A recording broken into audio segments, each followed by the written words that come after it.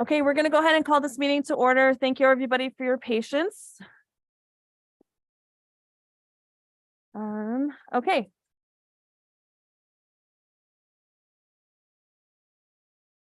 .2 Pledge of Allegiance.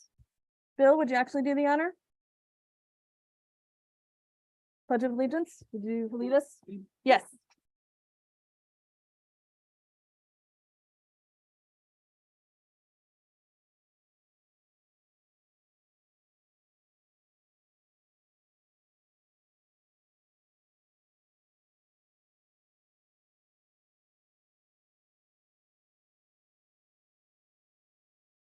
Thank you, Trustee Withrow.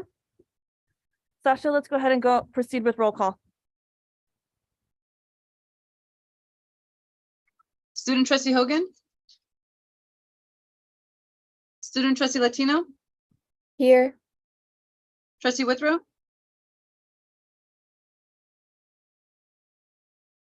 Can you guys hear me in there? Yeah, we can hear you. Oh, okay, because I didn't hear Trustee Withrow. Trustee Johannes. Are the mics on? She's not here. The mics are on. Oh, okay. Trustee Gonzalez Ewan. Oh, he stepped out. Trustee Napoli Bellarice. Here. Trustee Quinlan. Here. Trustee Delphine Polk. Here. You have a quorum.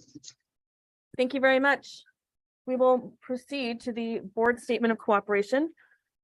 The full statement of cooperation is attached to this agenda, but in summary, we have committed to build trust and seek to understand each other, to be prepared and follow good governance and ethical protocols, and model the behavior we want others to exhibit. We therefore commit to honoring and upholding these commitments in words and in action. Okay, 4.5, report of action taken in closed session. VP Quinlan. Do we have a document yet? I don't think we have anything to do. Okay, nothing to report. Okay, thank you very much. 4.6, approval of the agenda. So moved. Oh, actually, I'm sorry. Was there something you wanted to? Yes, can we extract 10.1. 10.1? Okay. Yes, for discussion. Okay, so pulling 10.1 from the agenda for discussion. Anything else? Okay, hearing none. 10.1 is therefore removed from consent, and we will pull it for discussion. Okay, hearing nothing else, let's go ahead and approve our agenda. I have a first from Trustee Withrow. I don't have a second. Second. Thank you, sir.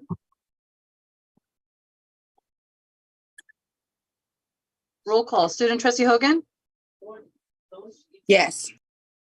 Student Trustee Latino. Yes. Trustee Withrow. Yes. Trustee Johannes. Yes. Trustee Gonzalez Ewan. Yes. Trustee Napoli Bellarice. Yes. Trustee Quinlan. Yes. Trustee Delphine Polk. Yes. Motion passes. Okay, thank you very much. 4.7, approval of the minutes. Can I have a motion, please? So moved. Thank you, Trustee Withrow. Second. Thank you, Trustee Quinlan. Roll call. Student Trustee Hogan. Yes. Student Trustee Latino. Yes. Trustee Withrow. Yes. Trustee Johannes. Yes. Trustee Gonzalez Ewan. Yes. Trustee Napoli Bellarice. Yes. Trustee Quinlan. Yes. Trustee Delphine Polk. Yes. Motion passes. Thank you very much. Let's move on to 4.8, Associated Student Government Reports. Is there anybody in the boardroom who would wish to speak? Yes, Anybody sorry. online? Yeah, if I could. Please go ahead. Thank you. So speaking for College of Alameda, for our student government ASCOA, recently we have done, we just finished last month, our welcome week that took place January 23rd to 26th. And it was just a good way for us to introduce a bunch of new students during the semester to our staff, as well as our student government during all of these activities, as well as just give them a fun start to semester. Some of the events that happened were an online and offline bingo event that helped them simultaneously, as well as like a karaoke, co-karaoke, and a Pancakes with the President event, which helped them got to meet our president in person. then as well, we had our senator host their first event. Senator Jay Ma held a Lantern Festival event on campus on January 31st, and it took place on campus, which helped people passing by, learn about the culture, see some dragon costumes that we had on display from donations, answer lantern riddles, and make their own lanterns as well. And soon, for February, besides the Black History Month events, which have still been going on, haven't finished yet, the ones that have finished is that we've started doing Wellness Wednesdays since February 1st, and we'll be doing it every Wednesday from now on. And on these, we'll have multiple events that help with mental health, like our first one, introduce people from Oakland Swan Market to give out acai bowls, as well as talk about healthy eating. And soon our second one had our counselors come up and answer questions about campus counseling, as well as give us a lot of exercises on stress, like acupuncture and meditation. And soon, lastly, I just want to mention that for the upcoming SSCCC meeting or conference on March 31st, College of Alameda will be sending 3 senators, President Natay Myers, Senator Junhao Ma, as well as myself for Long Beach. And we'll be going on March 31st with, before it happens, we'll be also ordering for the school custom merchandise so we can wear representation polos for the event. Thank you.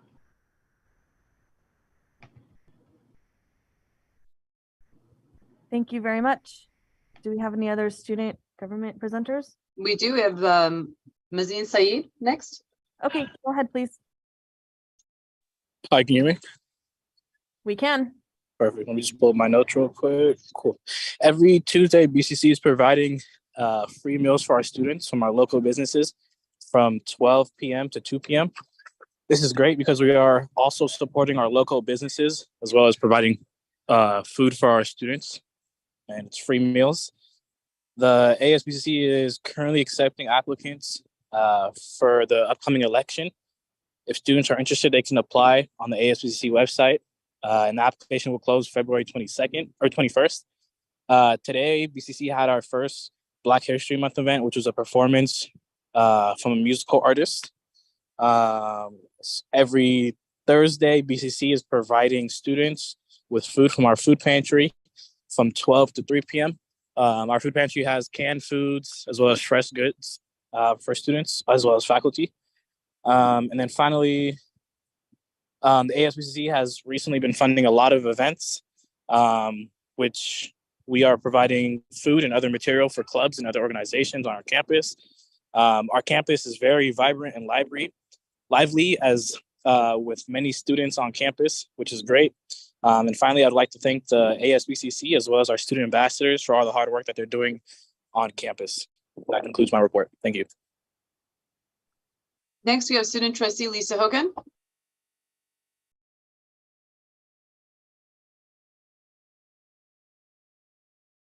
Student trustee Hogan, do you have a report at this time?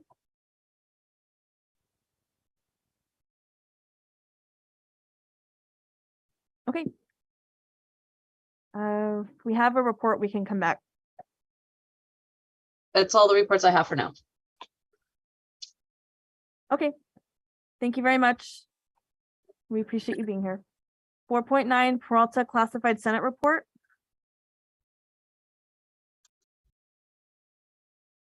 We have Roberto Gonzalez here. Go ahead, please. Hello and good evening, Board of Trustees, Chancellor Jackson, staff, faculty, students, and members of the public. Tonight we have no campus reports, so I am going to address 2 items tonight. First will be a brief update on the remote work AP that I mentioned in our last meeting 2 or 3 weeks ago. After what turned out to be a more complex work than we anticipated and some delays due to illness, I am happy to report that the Peralta Classified Senate Subcommittee who took on this work has finished its work with one possible caveat at the end, and that is essentially getting it through the rest of the process. But the results of the committee's work will be presented at this Thursday's classified Senate meeting, where we have high hopes of it being approved. And then barring anything beyond simple recommendations like for edits, we are scheduled to meet with Vice Chancellor McKinley the following week to walk him through our recommendations, which took into account other colleges as well as the state of California and what they've been doing on the subject of remote work. One other notable piece that the draft AP referenced is a remote work plan, or really more specifically an application that would need to be developed for those employees wishing to work remotely, and would then need to complete this form and submit it to their manager. The committee actually took on this and reworked the California state's application and reworded it, reformatted it in order to meet Peralta's needs to the best of our ability.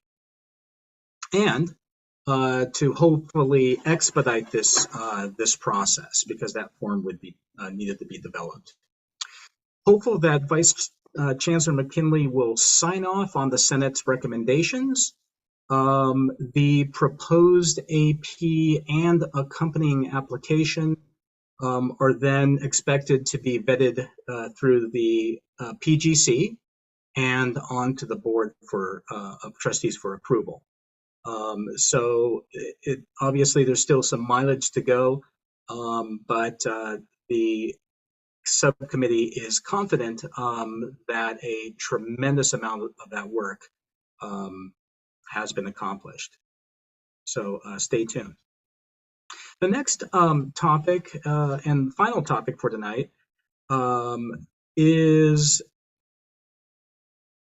on the issue of hiring at Peralta. It's one particular aspect of our hiring process. I am sure that most of us are aware of various complexities and difficulties of the hiring process. But there is one troubling issue I and others have recently been made aware of that I'd like to focus on tonight. This issue relates to when we are allowed to advertise and recruit to fill positions due to attrition such as retirement and resignation. It's unclear at this point if the process is based simply on past practice or if it is governed by policy. As an example, should someone have the good fortune to retire, it appears that it is common practice to not start the hiring process to fill a position, a vacant position, until the employee has separated from the district.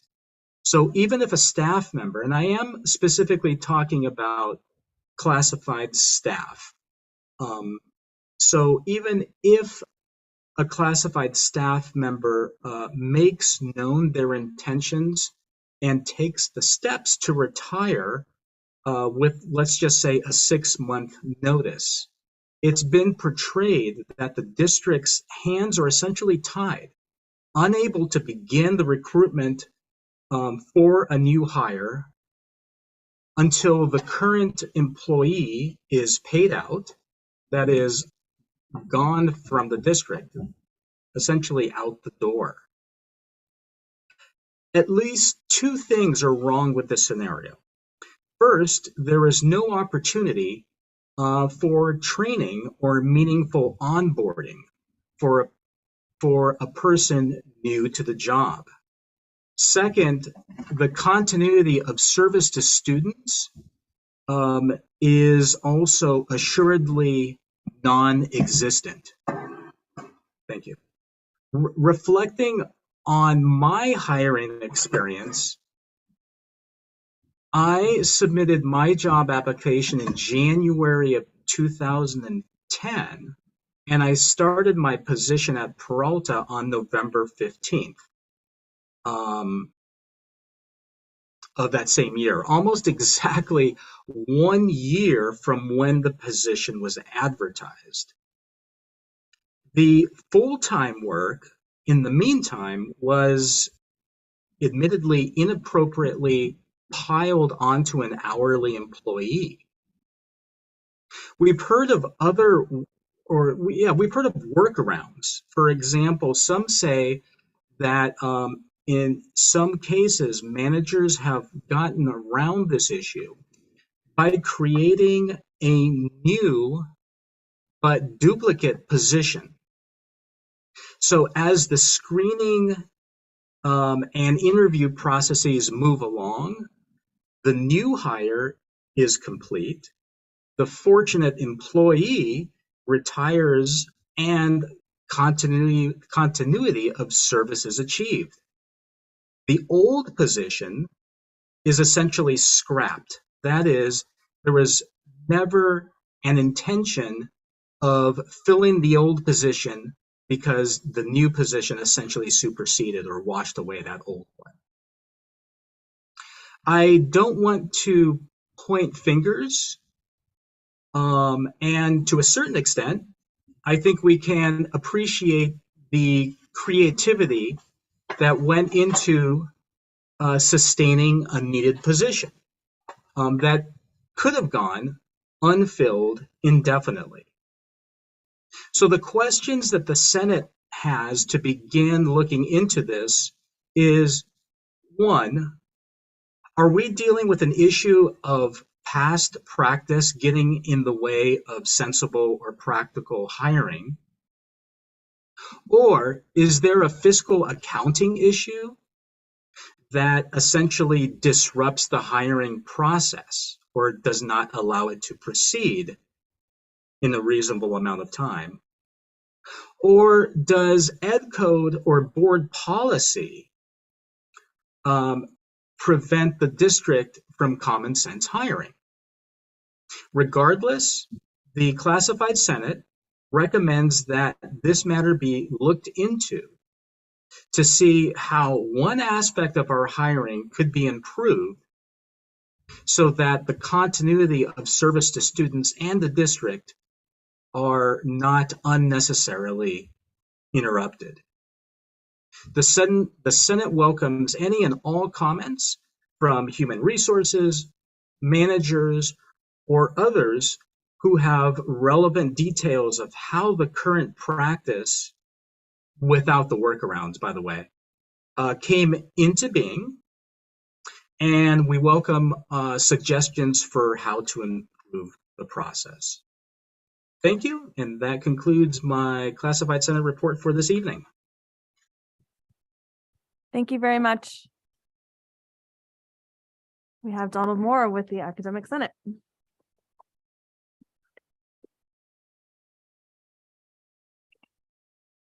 President Delphine Polk, members of the Peralta Board of Trustees, Chancellor Jackson, college presidents and guests. My remarks tonight are a clarion call for you to recenter yourselves around our mission and vision. Ensuring our institutions is the maker of possibilities and the pathway to our students' dreams. This Valentine's Day, we write a love letter to our students. We are full of hope for them and their futures, but at the same time, our hearts are broken for them. In our business of higher education, how do we prioritize our budget to reflect our values?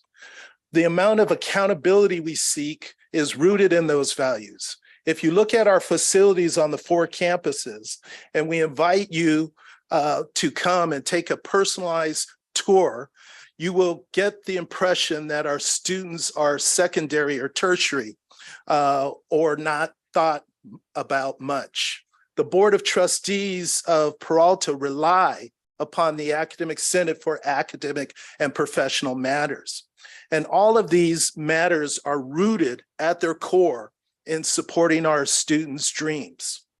We want our students to succeed, so departments do their program reviews to let the colleges know what the student needs. Yes, we communicate directly with the district about what is needed to ensure success.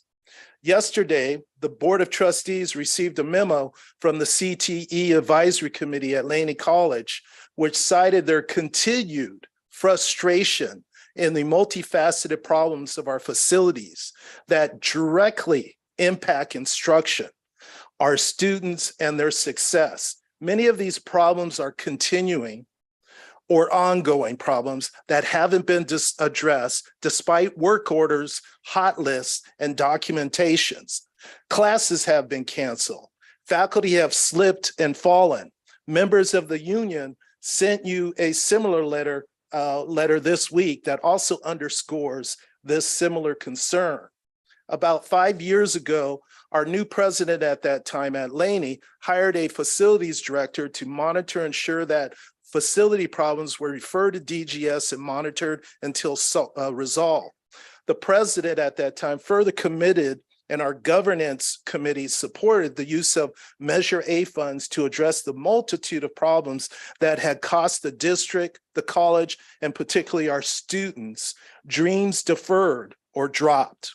Because our students were impacted with a subpar facilities.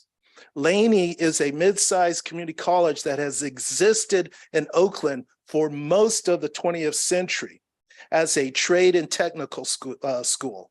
We have continued that tradition with providing many CTE programs. Laney has over 80 restrooms, countless rooms, passages, classrooms, labs, offices, and open areas where thousands of students and community members traverse and engage.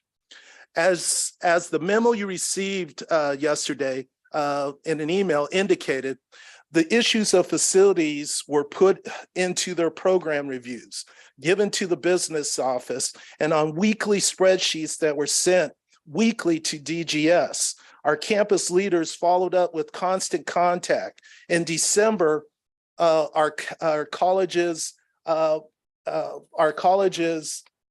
planning committee, facilities planning committee, sent a letter to the trustees and district leaders highlighting emergency problems as well as lack of communication and progress.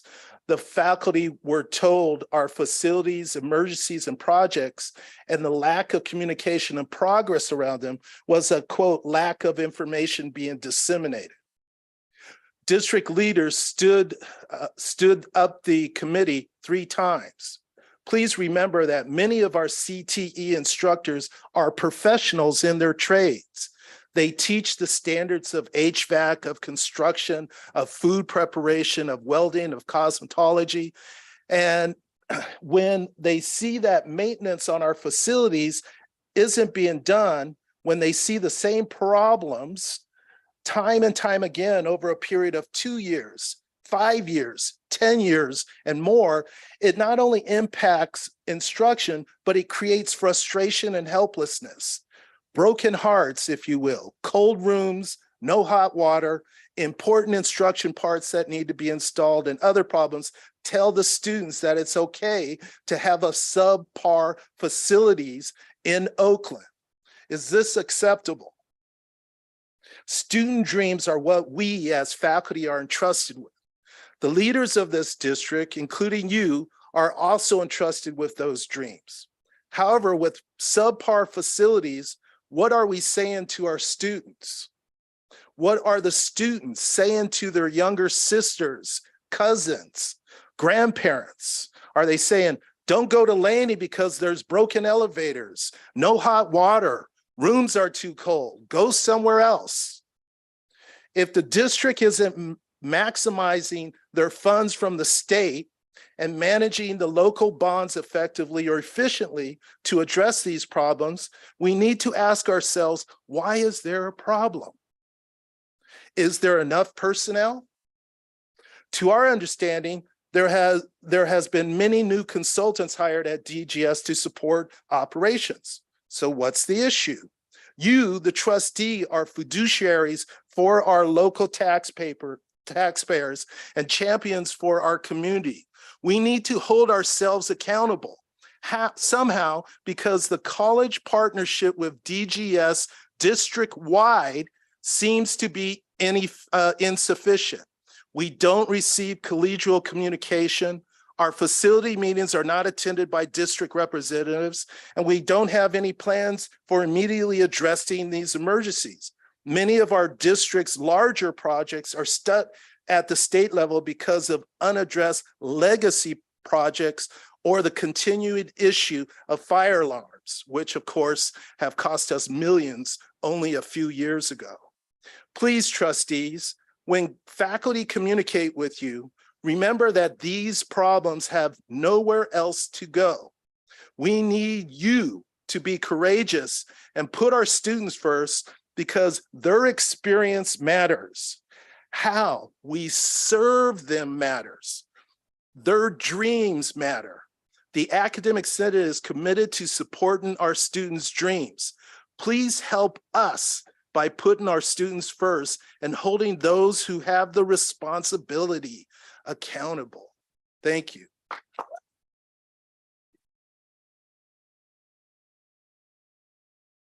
Thank you very much, Dr. Moore. And we will move to 4.11, public communication. I have John Beam.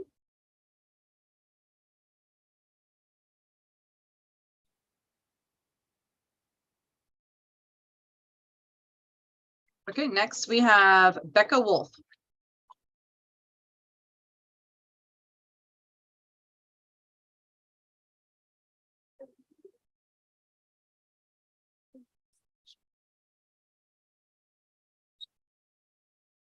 Thank you. Hi there. My name is Becca Wolf, and I've been an instructor in the Multimedia Arts Department at BCC since 2015. This is my daughter, Roz. She's 2. She also instructs. I'm here to urge you to prioritize negotiations and make use of the new money from the state to improve healthcare for part-timers like myself and Roz in our district as soon as possible. Ours is a CTE program, the Multimedia Arts Department, which means to be a professional in my field means being a working artist. And the healthcare that I do receive through Peralta is essential to me and to Roz. But I've spent thousands, tens of thousands of dollars over the time that I have been an instructor here in the Peralta district. And you prioritizing this issue means those funds and those resources going back to this little person right here. So I really urge you to please accept the state funding and to direct your bargaining team to negotiate the full implementation of part-time healthcare at next Wednesday's session. Thank you. Next, we have Bianca Ferrazzo. Hi, my name is Bianca Peralta, and I'm a part-time instructor for COSER at Merritt College. I'm here today to urge you to improve healthcare for part-time faculty as soon as possible. My story, I was a Merritt College student, and it was because the faculty poured into me that I was able to come back and be here and do the work for other people like myself. I teach 3 classes. I also go to school. I also have a 7-year-old. I also have a 7-month-old. And I have another job, right? And the reason I have another job is because the cost of healthcare is over half my paycheck, but I'm devoted to being part of Peralta because of what Peralta has done for me. And so I urge you to, follow the example of the faculty that you have before you who have dedicated themselves and dedicated their lives to being there, and please be there for us. My husband works 14-hour days every day. Like I said, I have 2 jobs. And he doesn't even have healthcare. Only myself and my children have healthcare. And so, I urge you, please accept the state funding and direct your bargaining team to negotiate the full implementation of part-time healthcare at next Wednesday's session. Thank you. Next, we have Marla Leach.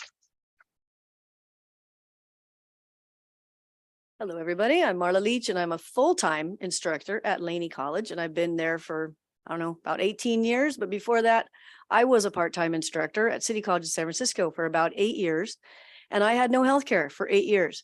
And I think some of you up there were also part-time instructors before some of you became full-time. So let's remember back and have compassion for all of our part-time people, because the money is there. For 8 years, I had no dental, no health, no vision insurance at all. We're talking free clinics, no preventative health care, and SF General when I got super sick. This is not a way to live. That is a way to sustain yourself, I guess, but it is not a way to live. So please show your compassion, and please accept the state funding and direct your bargaining team to negotiate the full implementation of part-time healthcare at next Wednesday's session. Thank you for listening.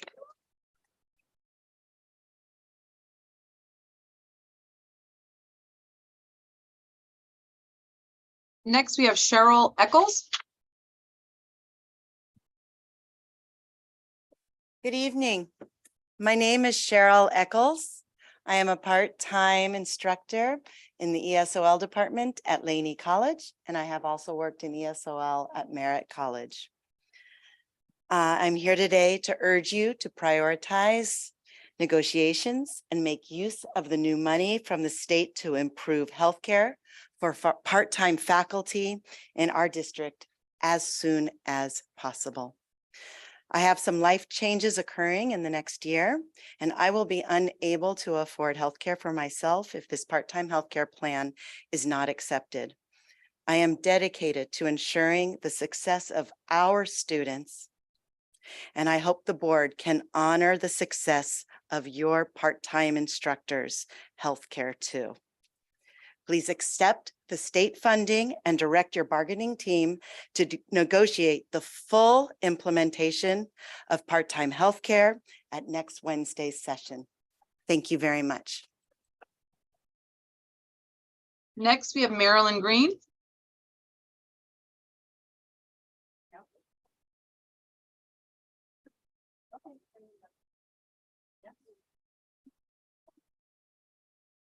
Hold on one second.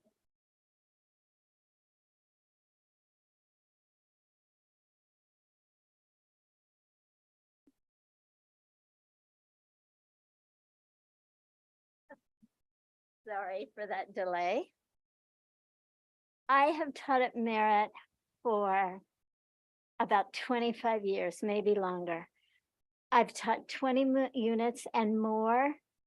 Most semesters I've taught in several districts. I've been happy with my salary, but a huge chunk of it has gone to pay for my healthcare for myself and my family. I believe free healthcare will make a quality of life change for all of these part-timers who need it. Somebody said show compassion. It's more than compassion. It's our lives. It's our health. We can't teach without good healthcare. We give so much to our students, and I really want you to consider making this change for us. Thank you.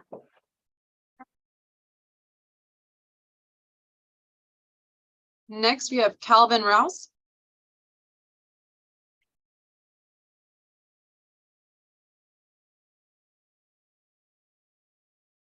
Good evening. My name is Calvin Rouse. I'm a Peralta retiree. I worked full-time for 28 years at Laney College teaching mathematics.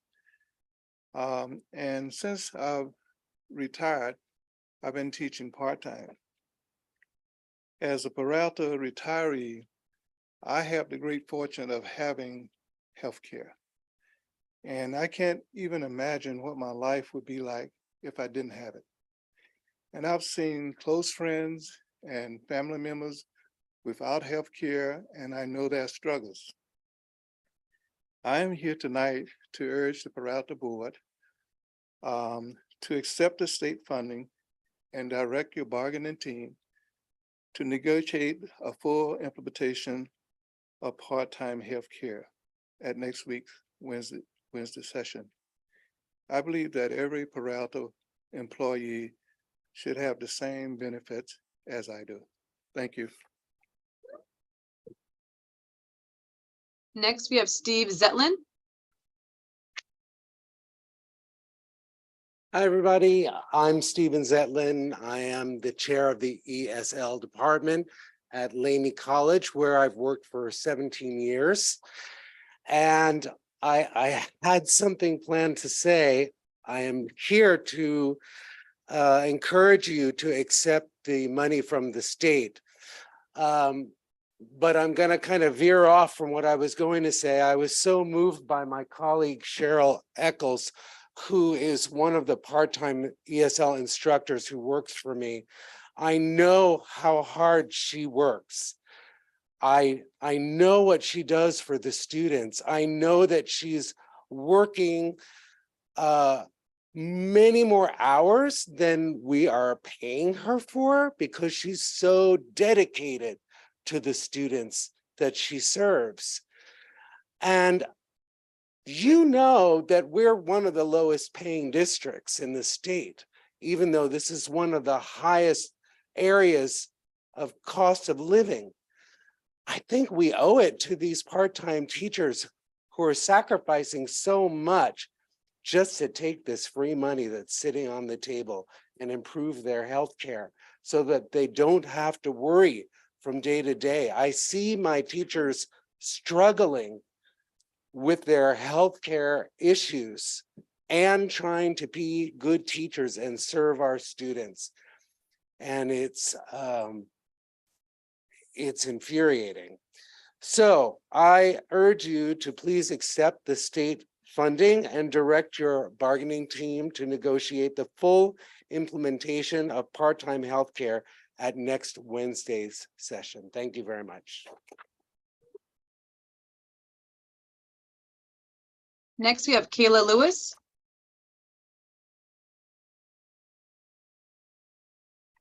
Good evening. I am here today to urge you to prioritize negotiations and make use of the new money from the state to improve healthcare for part-time faculty in our district as soon as possible. I have a statement from Emily Odsa. She is a part-time librarian at Laney College, and she works at Laney as a third part-time job.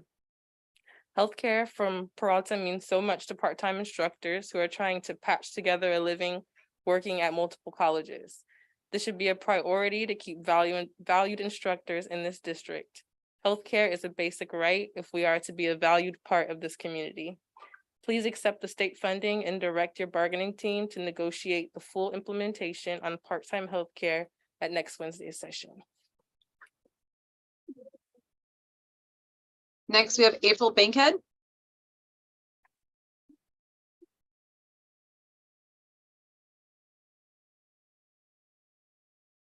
Good evening. My name is April Bankhead, and I am a CTE instructor. I teach at Laney in culinary arts, and I started in 2000 as a part-timer.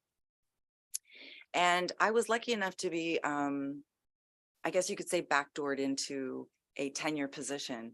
And I've always felt that for these past 2 decades, that my part-time colleagues are as important and as necessary and equal to the work that I do, even though I have a 10-year contract.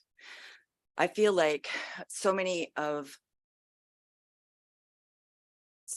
fights have had to have been hard fought and won for simple things like office hours. And I could go on. And here I am pleading with you guys 20 years later to give my esteemed colleagues the same opportunity for healthcare. And it's not like it's coming out of your own pocket. The money is there. So I just want to say in closing, please accept the state funding, direct your bargaining team to negotiate the full implementation of part-time healthcare at next Wednesday's session, because the students deserve not just good health on the part of part-timers and full-timers, but it is just such a basic human need, and we lose a lot of really good people, as I've seen over the past few years. Thank you so much. Next, we have Frances Howard.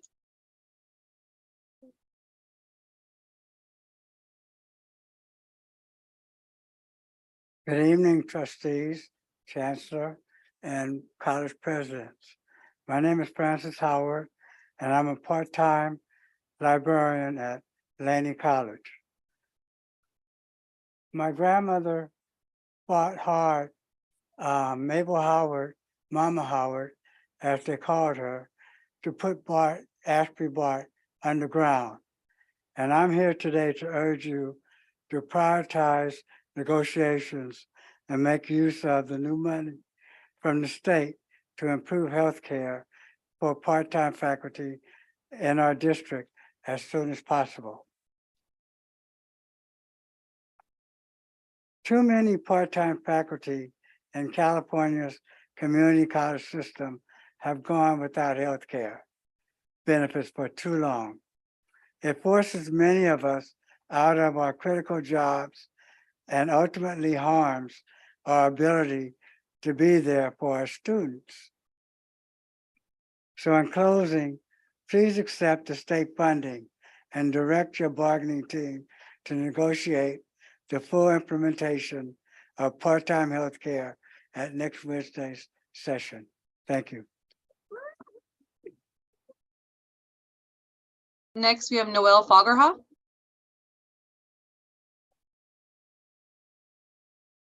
Good evening. Thank you for this opportunity to share. And I just want to echo so many sentiments already shared today. I am Noelle Fagerhow. I teach at 2 of our Peralta campuses. I have 3 part-time jobs, so I can pay for my own health care out of pocket. I can't afford the option for part-timers that Peralta offers. It would be nice to have just 2 part-time jobs and have health covered. I do feel like it does add a level of uncertainty to all part-timers that has to inevitably chunk away at what we give our students, even though we give our students everything. Think what more we could do if we didn't have the uncertainty of having to pay our own healthcare out of pocket, having to get on a spouse's, or just surviving without it. So in closing, please accept the state funding and direct your bargaining team to negotiate the full implementation of part-time healthcare at next Wednesday's session. Thank you. Next, we have Andrew Park.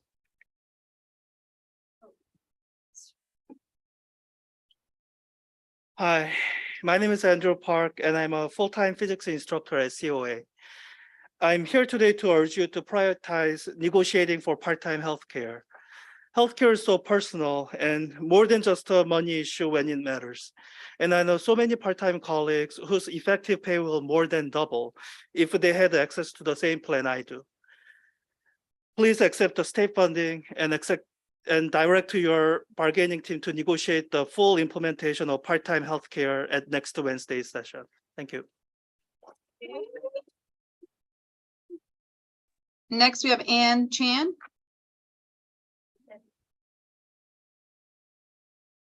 Good evening, trustees. My name is Ann Chun. I am a part-time English instructor at College of Alameda. I'll be brief. Today, I am here to urge you to accept the state healthcare funding for part-time faculty. It is already difficult to be a part-timer living on a reduced income. Having healthcare for all part-timers would mean we can serve our students worry-free. So please negotiate for full funding for healthcare for our part-time faculty. Thank you.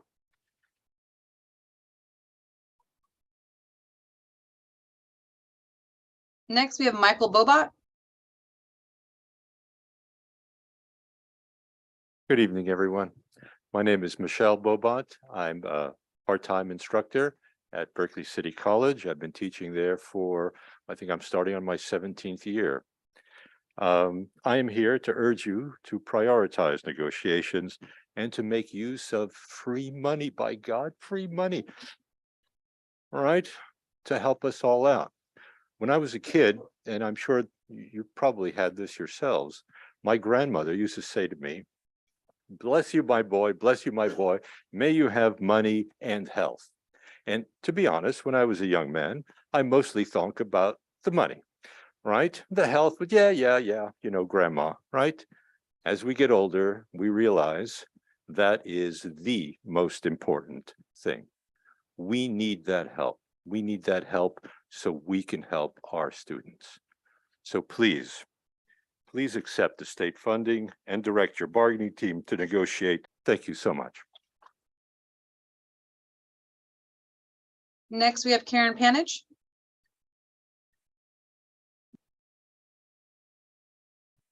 Good evening. My name is Karen Panich, and I'm a part-timer in the ESOL department at Laney, and I've been there since 2000. I've spoken to you several times over the last few months and tried to appeal to your sense of morality to do the right thing and accept the free money from the state.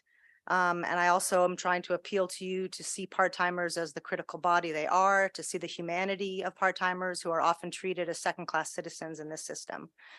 I have left these engagements full of hope and inspired by my fellow colleagues' words and hopeful that our words have landed. And this past week, I've had a huge realization. Our words are making a difference to you, the trustees, but unfortunately, they are failing to convince the chancellor. So tonight, Chancellor, instead of trying to appeal to the trustees to do the right thing, I'd like to ask the trustees to help us, to work with us, to try to convince the chancellor to give us what we need. Because I have come to believe that it's really the chancellor that needs convincing. So let's set aside what is right morally and focus on what is financially responsible. The district spends $530,000 a year on part-time healthcare. They could be reimbursed 50% of that, but have failed to apply for those funds. Now you have the opportunity to be reimbursed 100%. That's $530,000 a year. Even if you argue it's not free money, we need to pay someone to administrate it, that will cost a fraction of the amount that we will be saving. You can obviously see that. So financially and morally, there is only one thing to do. Resolve this now, give relief and peace of mind to part-timers, and get reimbursed for the 2022-2023 academic year. If we miss the deadline in June, you are flushing another $530,000 down the drain. So whether you agree with this morally or not, financially, it is completely irresponsible for you not to accept this money as soon as possible. In closing, as we have all been saying, please accept the state funding and direct your bargaining team to negotiate the full implementation of part-time healthcare at next Wednesday's session. Good night. Thank you.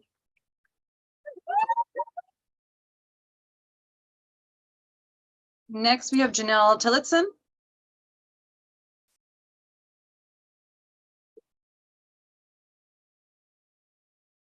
Hello, everyone. My name is Janelle Tillotson. I'm a full-time counseling faculty at Laney, and I'm here to urge you to improve part-time healthcare at Peralta for free.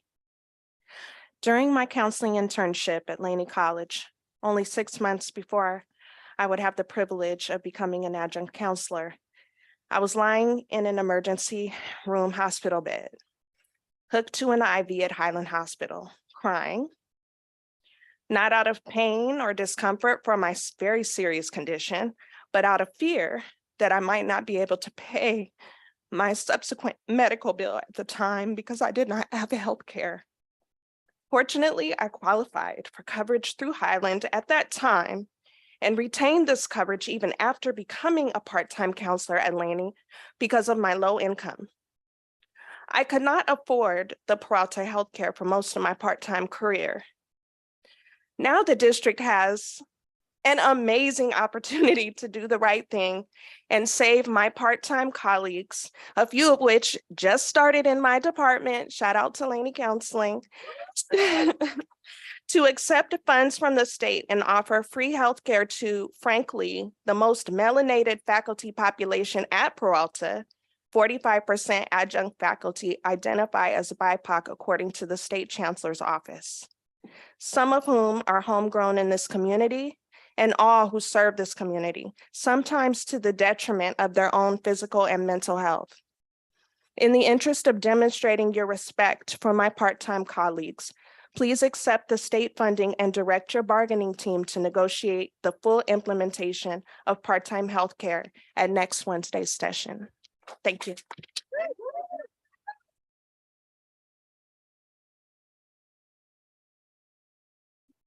Next, we have Glenn Van Straten.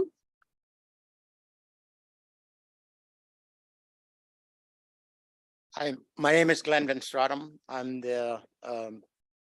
part-time faculty member and also head coach for men's soccer at Merritt College. Our college doesn't only have student athletes coming from one college, but it allows all the colleges to have student athletes to come out to our Merritt teams. I'm representing a group of part-time coaches as well as part-time faculty that is very passionate about what we're doing. For me, my players are 24/7, and my players their goal is to not only succeed in getting a 2-year degree, but I'm committed to them until they are passing the 4 years and graduating there. That's my commitment to them 24/7.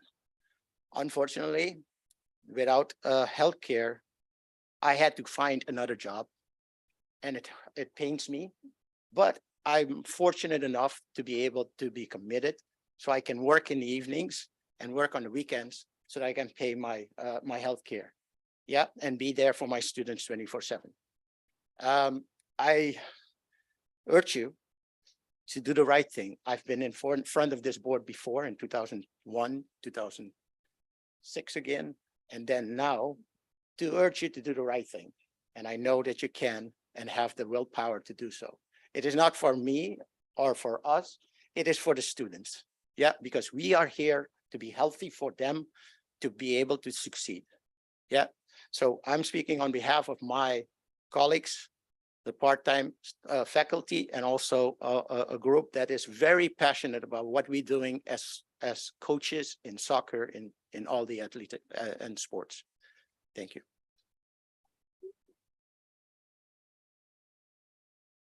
Next, we have Lowell Bennett.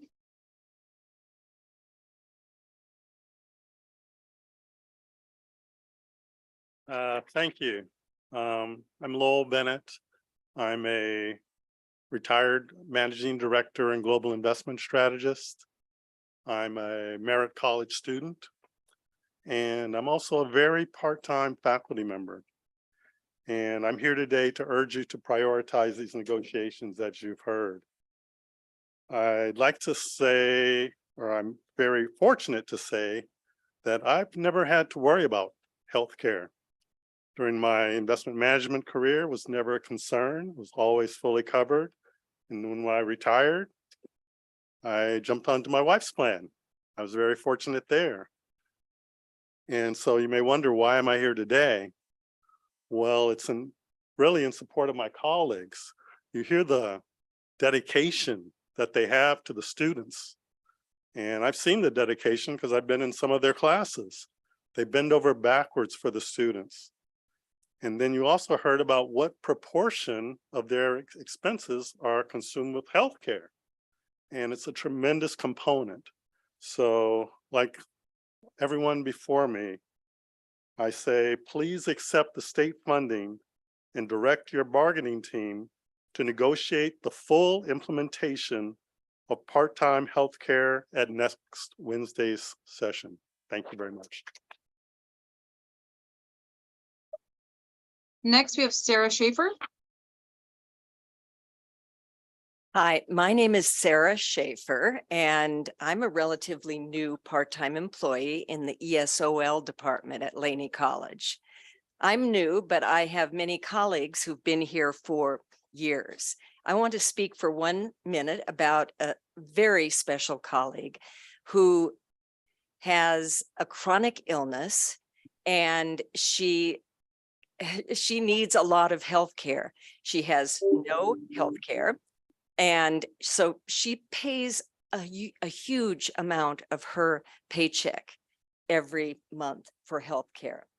So we don't want to lose her. I can tell you, I've studied with this woman as well as watched her teaching. We need these amazing employees that we have. And I just can't understand why you can't provide the health care for part-time employees, given that the money is there. If there's some reason, I wish someone would enlighten me. So I beg you to make this happen. I know you can do it. Thank you. Next, we have Ann McVardo.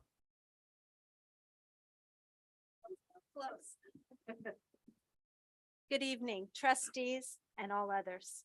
My name is Ann McMurdo. I'm a full-time counselor at Laney College, where I've worked for more than 30 years. Sorry, Janelle got me a little. Whew.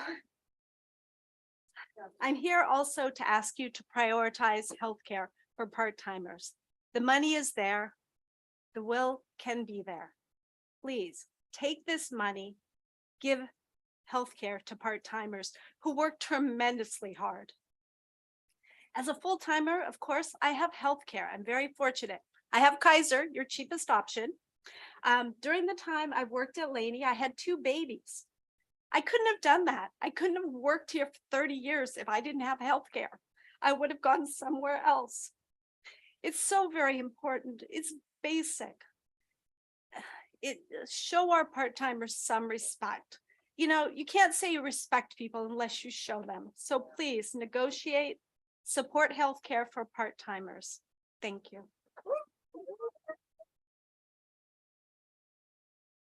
Next, we have Susan Adrian.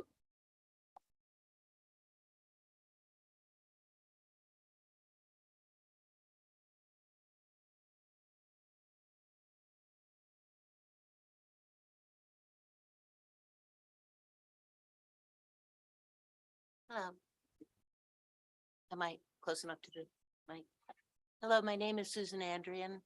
And I work at Laney, I work at Merritt College, where I've taught part-time English for 9 years. I've been 40 years in the profession of community college education. My husband died in 2018 at the age of 70.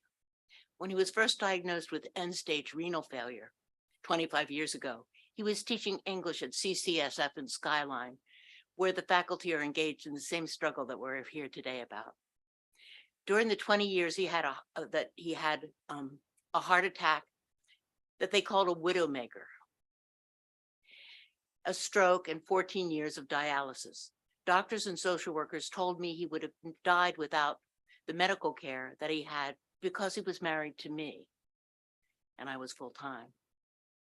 That would have been a tragedy for my family, but also tragic for the many students he nurtured to transfer to Berkeley, Stanford, Harvard, and many other colleges. Please do the right thing and give our part-time faculty the coverage they deserve and need. They work very hard for our colleges. Thank you very much for your time.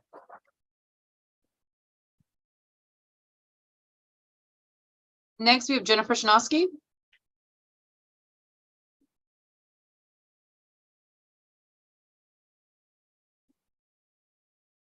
Wasn't ready. So sorry. Thank you so much. You know, I don't think I need to belabor the point. I just want to share that every single reason that we have been given not to do the right thing and provide part-time healthcare has been debunked. First, we were told that the money might disappear or might be insufficient. And we said, we'll open it back up. We'll negotiate it if that happens. Then we were told that, oh, well, the state won't reimburse if we do this partway through the year. Also not true. We got, verification from the state chancellor's office.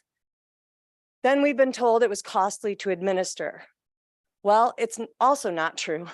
You'll save money by doing this. All of us have healthcare. As a single parent of 2, I am so grateful every day that I have healthcare. It's the reason I stay here in this job.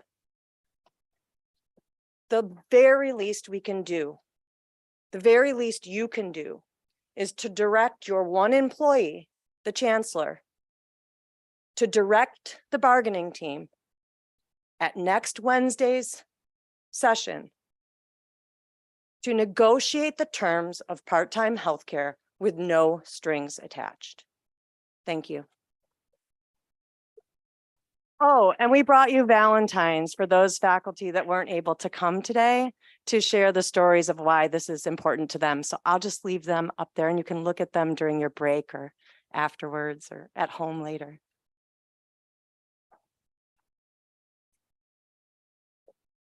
Next, we have Chase Goulding. It's me again. Chase is going to cede his time to me. Cede my time to Jennifer Chinaski. And I did that on purpose because I want to talk about a totally separate issue, and that is item 10.1. We are not trying to make things difficult. We are not trying to attack any individuals. But there is a reason that Title V and the APs of this district say that you have 2 years for interim and acting appointments.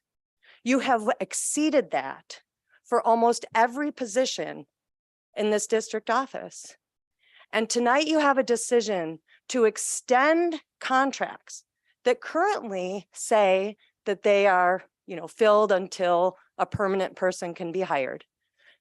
Extend contracts with raises to go beyond those 2-year limits after the state of emergency is over. We're all here. The state of emergency is over on February 28th. It's time for open, fair recruitment for all of the positions in this district. Please do the right thing. This is your choice. Don't be bullied out of your choices. Thank you.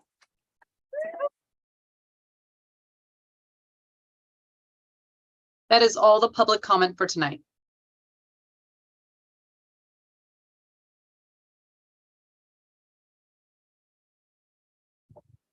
Thank you very much. And to everybody who also wrote in, we received a lot of emails this week, so we appreciate your attention.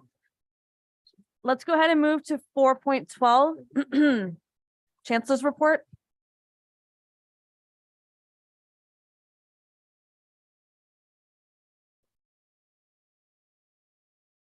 Good evening, Board of Trustees, colleagues. I'd like to exert executive privilege. Usually I have the presidents provide a report, but tonight I really want to have Dr. Drucker, the Deputy Chancellor, to provide a district-wide update on enrollment, and also to include as part of that the modalities and the course cancellations. So with that, I will turn it over to Dr. Drucker. Thank you, Chancellor. Good evening, trustees. Sasha, if you would pull up the slides. I just have a couple of slides to show you to celebrate our incredible work that's happened in the last few months. Many of the people responsible are in the lobby right now with our chancellor and college presidents, and of course the vice presidents, deans, and department chairs. So Sasha, go ahead, next slide. So first, I just want to show you that here is our class sections per campus. I thought it was important to show you tonight, and I'll go through some of the highlights. One of the issues is you'll see that while it might appear that we actually offered less sections this year compared to last year, we actually had more students in those classes. And so you can see by the head count is increased and our productivity increased as well. In 2021, we had about 11.96 in productivity, whereas compared to this year, we're at 13.32, getting closer and closer to that 17.5 productivity, that golden number that we know helps us with balancing our budget between headcount and or FTES and FTEF. And I also want to point out that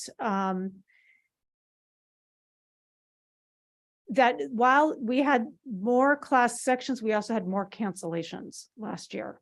And so this really does show a streamlined schedule. And like I said, congratulating the department chairs, faculty working in the departments, across the campus because we have really started to right size our schedule. So just pointing out that our total headcount from last year was, where am I? Gotta take off these glasses. Well, unduplicated headcount was 28,000. Our unduplicated headcount this year is 29,692. And you can see lower sections, higher productivity, and our total FTEF or FTES, sorry, was closer to over 13,000 compared to 12,000 last year.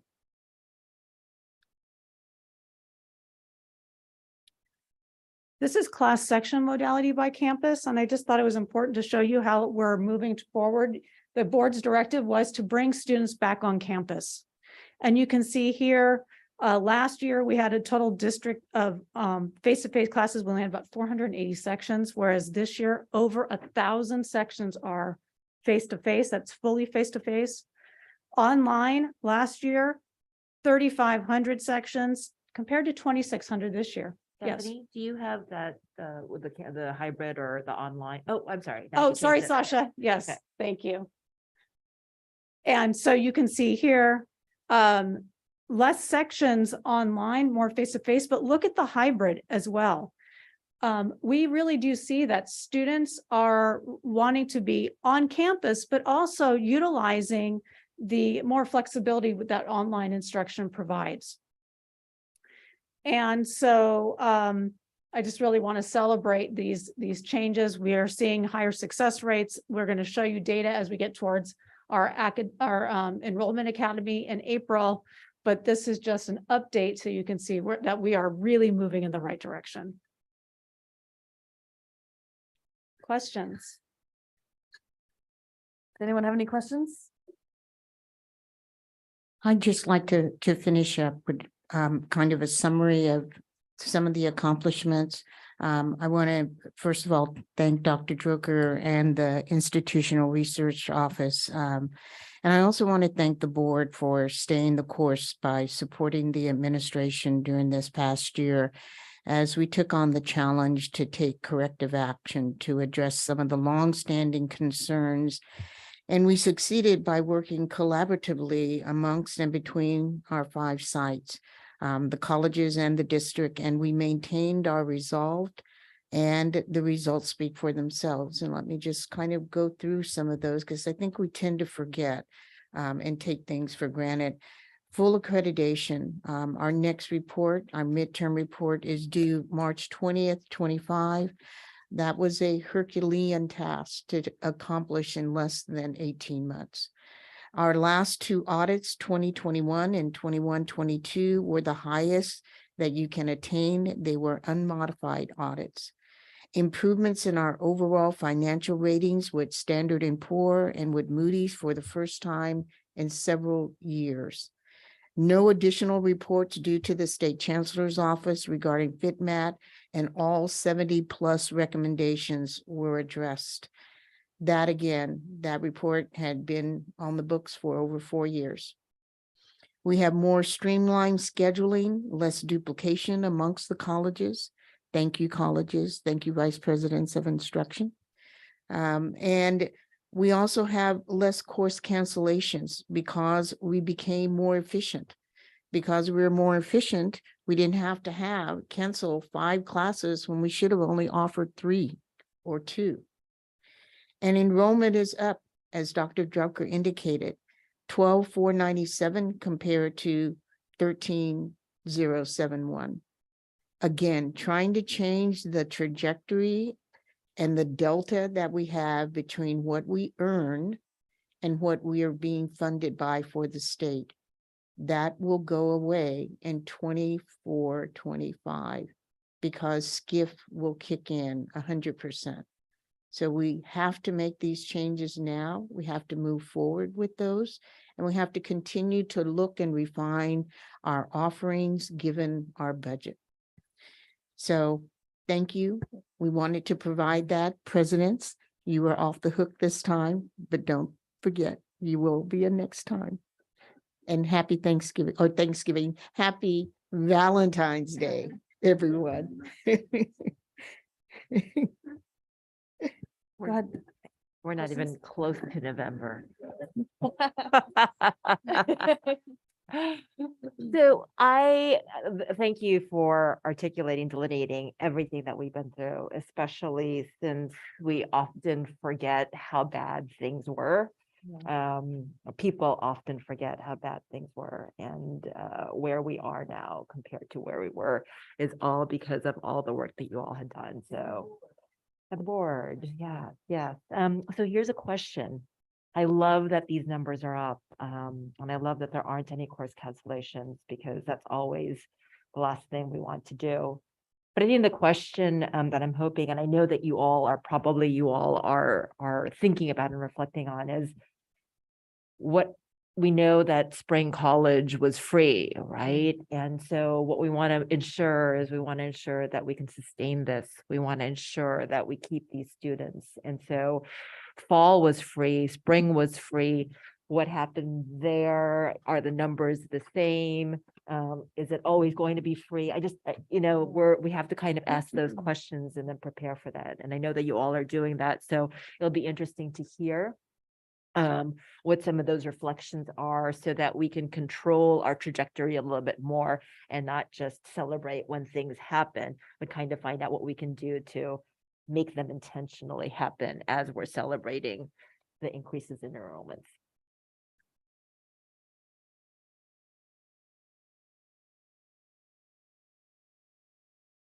I'll push my button and try to answer. Trustee Quinlan, did you? Yes, what FTS are we currently being funded for? Net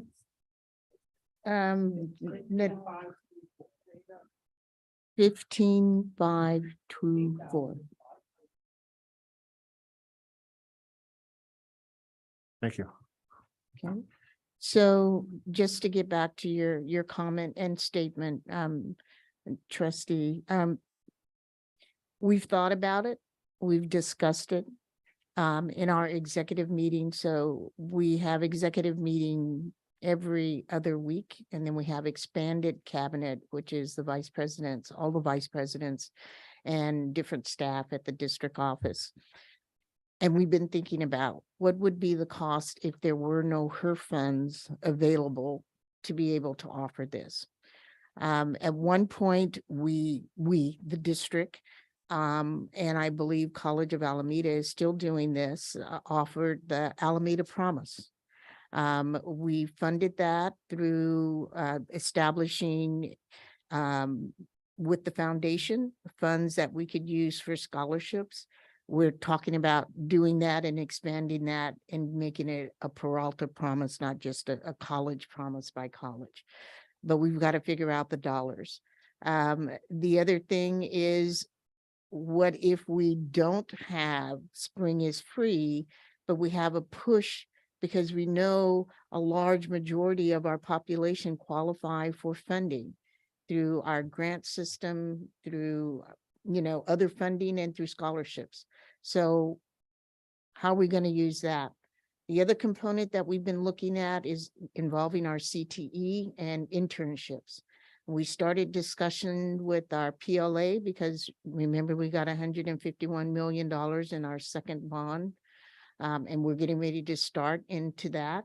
We've increased our SBLE, and we'll be bringing a proposal to the board in March because you asked us to do that so that we can look at making a policy of that. And we're looking at, as we go forward with our PLA, putting some teeth into that, because frankly, we say we're going to do it, but we haven't. And that is not because we haven't tried. I think it's sometimes because there's no value added, or a perceived no value added by our building and construction unions.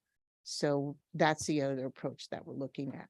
We've had a dean's kind of summit looking with our CTE, because we figure dual enrollment, career pathways is the way that we need to go. And so that's one of the strategies that we're looking at, but we know we can't keep saying it's free if we don't build something in to offer, why should I come to Peralta? So those are the things that we're looking at right now. I've asked the presidents, we're looking at having a 2-day retreat during a not so good time, which is spring break, because people like to take a vacation during that time, but I'm kind of strong arming them a little bit to at least let's have a 1-day, full day retreat where we focus on that topic. And then the other day, and maybe we can put it off at another time, to look at the budget. Because everything we do ties to the budget, whether you want to address it or not, put your head in the sand, but it takes money to run the district. And so we have to look at it also on that side. It has to be balanced. It has to be a balanced approach. Did I miss anything? Presidents? Okay. Thank you. Thank you very much. Any other questions, colleagues? Okay, thank you very much. Let's go ahead and move to 5.1. Public hearing to Sunshine SEIU Local 1021, initial proposal to the district. Dr. McKinley? Thank you. Good evening, everyone. President Delphine Polk, if you could please then do a public hearing and give the public a chance to opine on Yes. these initial proposals from SEIU 1021. Okay, gaveling in. Public comment or its public hearing begins now. Do we have anyone who wishes to speak on this subject? Okay, hearing none, gaveling out. And thank you very much. There's no reason, the board does not have to take any action on this item. Thank you for that clarification, Dr. McKinley. And we will move to 6.1, an update on the permanent chancellor search process. Dr. Benjamin and Dr. Miles, I believe, are going to be video conferencing in. Dr. Benjamin will not be available for another 10 minutes, unfortunately. So I would probably suggest moving to consent and then coming back. Okay. She just texted us and said that she would be coming in at 8 o'clock. So. Okay. On that, then we can go ahead and move to the consent calendar.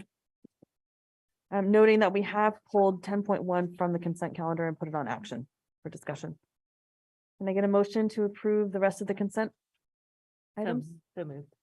Thank you. Trustee Reese, second.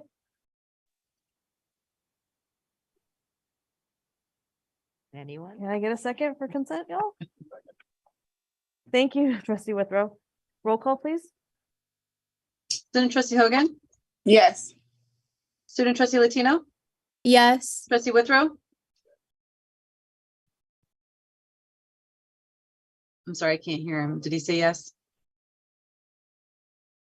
Yes, he did Yes, he say did. yes. Thank you. Trustee Johannes? Yes. Trustee Gonzalez Yuan? Yes. Trustee Napoli Bellarice? Yes. Trustee Quinlan? Yes. Trustee Delphine Polk? Yes. Motion passes. Okay, thank you very much.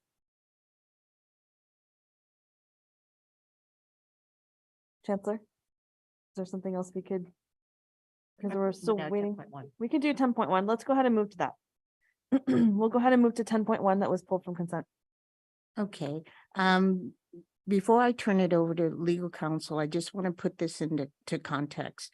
There's 4 positions that are being moved forward for approval by the board. Those 4 positions are because of existing vacancies that we have. And the reason that we have been holding off on moving forward is for a number of different reasons, which I've explained to the board, but just because we're in open session, I'll cover those and then I'll give you a little historical background. So on April 27th, 2020, then Chancellor Eloy Oakley assigned the Chancellor's Executive Order 2020-04. And it was entitled the In-House and Promotional Recruitment. And it was to temporarily suspend section 53021, subdivision B, subdivision of that, item 1 of Title 5, which is the Code of California Regulations. And it also covered any related local district board policies or regulations that are in conflict with the regulatory suspension. Given that February 28, 2023 was the declaration by Governor Newsom announcing the end of the COVID pandemic, we wanted to find out what the Chancellor's Office had to say about Executive Order 2020-04. Did the time of the exemption play into the 2 years? Did we subtract out that time and start the 2 year after COVID has been deemed not a pandemic? We have not heard anything from the Chancellor's Office, so we move forward with the positions that are before you now. The plan is that we will go forward with those positions once we determine what will be the plan, which will be presented tonight, regarding the hiring of a new chancellor or a permanent chancellor. It was felt, and I concur, having been in the position, that when a new individual is coming in, you want to build your own team. So we are only asking for a 1 year extension on the current individuals that are in those positions and recommend approval, having heard nothing from the State Chancellor's Office regarding whether we go going forward with this, or are we in compliance, are we out of compliance? And I'd like to have legal counsel Natasha Sahi, if you could speak to that on a legal point of view. Sure. Thank you, Chancellor. Good evening, Board. As the Chancellor stated, the order from the State Chancellor's Office that provided the pause on the 2 year time limit has now sunset, and the question of, how does it relate back to the time of the pause that isn't clear. There's no guidance been provided thus far. I think what we know is that both the spirit and the letter of the law says that we should begin the recruitment processes as expeditiously as we can. And then we know that the district does have plans to do that. And what you don't want to do is put yourself in a position where you don't have anyone in the roles while those searches are occurring. The other thing I think worthy of note is that each of the interim positions does have contract language that makes clear that those positions, the term of those positions can be made shorter if the search is complete and the permanent candidate is selected by the district. So that does provide the district the ability to move forward expeditiously where it can and where it makes the most sense for the district. Chancellor, is there anything else you'd like me to address? No, I think you covered everything unless the board has any questions of me or Natasha. Trustee Gonzalez-Yuen and then Trustee Quinlan. So my understanding is that what I'm hearing is, one, state law on the 2 year limit was suspended. It's now been reinstated, but it's ambiguous as to where we are in relationship to that because we began the hire within that period. Now that it's lapsed, what is the status of those appointments? That's not clear, but it's not clear. Allegations have been made that if we do this, we're in violation of state law, and that's not clear at all. That's one thing. So I wanted to clarify that. Secondly, if we didn't approve these, we'd have to do another interim appointment because we'd have nobody else to fill those positions. And so we would be canceling an interim appointment only to make another interim appointment with the ramp up time, et cetera, for that position. So it'd be enormously inconvenient. And third, we have plans to go out on all these interim positions as expeditiously as possible so that an incoming chancellor would be faced with the prospect of choosing her or his own team. And that's the plan at this point. Yes. So if we approve these, we're not delaying anything. Nope. Okay. Just trying to be clear. Thank you. Thank you for the clarification. Vice President Quinlan? Yes, so for me, the ambiguity stated around whether this is legal or, not legal, because the state has said nothing so far. And our own attorney hasn't really said it's not clear. That creates a problem, I think. Second of all, a plan is not a plan unless you have structure to it. I would really like to see us develop dates around those hirings when we're going to go out for those positions in terms of aligning with a hiring of the new chancellor, so that we'll be ready to roll as soon as that happens. I don't think we can hesitate we can't hesitate. We don't have time to hesitate. This is not a 2023 problem, but it is certainly a 2024 problem and not a 2025 problem. Unless we're ready to proceed with planned times to start those announcements, then we risk falling into kind of chaos again, where we're going piece by piece by piece, as opposed with a structured plan. I agree wholeheartedly with that. And as soon as the board adopts a plan for when the chancellor is, that will provide our guidance. Trustee Withrow?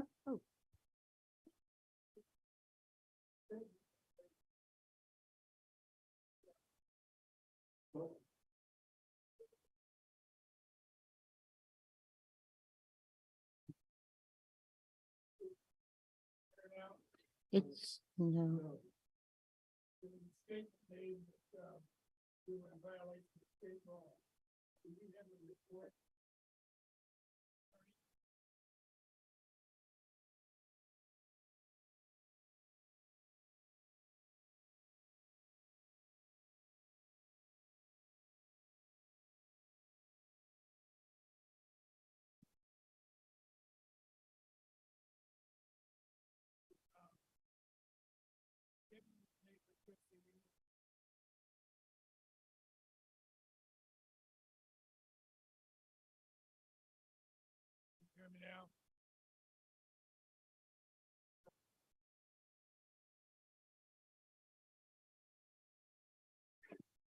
The statement was made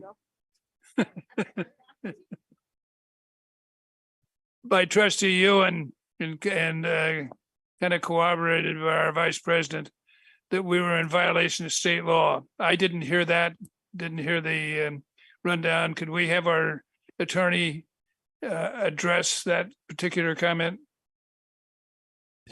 Point of information, Yes. I don't think either of us actually said that we were in violation of state law. I think we said that there were allegations that we were in violation of state law that our attorney had said was actually not clear at all. That the status of the law, as she reported and as the chancellor reported, was ambiguous at this point, and we're waiting for clarification. Just want to clarify what I said. Thank you. Okay, thank you. And legal counsel, Natasha, if there's anything that we are interpreting in your words that is incorrectly interpreted, please make sure that you correct us so that we don't continue to be collectively ambiguous. The other thing that I would say is, to your point, Louis, I just want to make sure that we put it out there. One of the things the chancellor said is that we want to do two things, right? We want to approve the timeline for the chancellor search. And then we also want to ensure that the new chancellor is able to select the members of their own team. And so I would imagine, Chancellor, that as you do the planning, and we have to keep this in mind too as well, that the planning has to dovetail with those specific timelines in terms of in those specific timelines. So yes, on the calendar and making sure that's there, but also in our mind's eye, knowing that we have several other timelines that it has to be structured and embedded within. Trustee Johannes? That was sort of my point, Trustee Reese, just to clarify what Trustee Ewan said, that right now we would have to replace interns with interims as if there was improper planning on the board's part. And the case was that prior to me being here that we'd like the new chancellor to be able to select their employees. Just further clarification. Yep.